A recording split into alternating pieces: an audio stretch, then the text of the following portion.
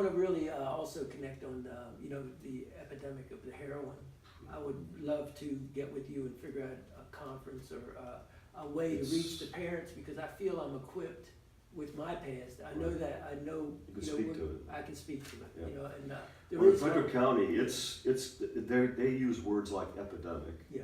And in Oakdale High School, which is 5 miles from here, routinely, like several times a week, an ambulance rolls up to that school. Wow. Because of an overdose happening during school hours. Right. So we've reached a place of epidemic here in Frederick, particularly in the educational system. Yeah. But also, if you go downtown, I mean, it's just carnage, and it's so available. Wow. And it's death. Yeah. Always. Yeah. So. Well, there is hope. Of course, we know who our hope Thank you, is. Jesus. But there's a road to get to it, and Right. feel like when you talk about what my family went through and what I understand, it breaks my heart. But I reconcile with my dad and my mom and all my family.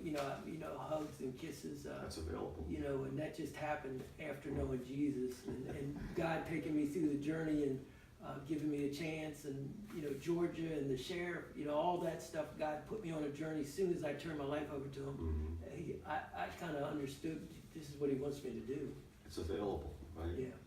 It's available, which I think, again, second chances, hope, God, freedom. Most men who have reached that place of addiction where they burned all their bridges, they no longer feel like it's available, like that's even possible. Yeah. So for them to be able to experience that at a place like Crossroads Freedom Center, where they begin to be loved because they're a child of God, and they begin to see people coming here on Saturdays to serve and to build and to renovate this place, that begins to cause them to hope that it could be possible for them. Sorry, I missed that. That was yes. So, as we go down the road, I feel it's an honor to be friends with you, and really, because I've been around a lot of people talk, and a lot, and your actions speak louder than your words, and that's what I try to be.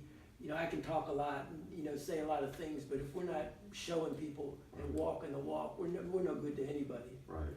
And there's too much talk. So I just wish there's so many people that could be used by God. It breaks my heart to see what we could do when you get a couple guys that don't have anything and really just trust the Lord, and God starts moving.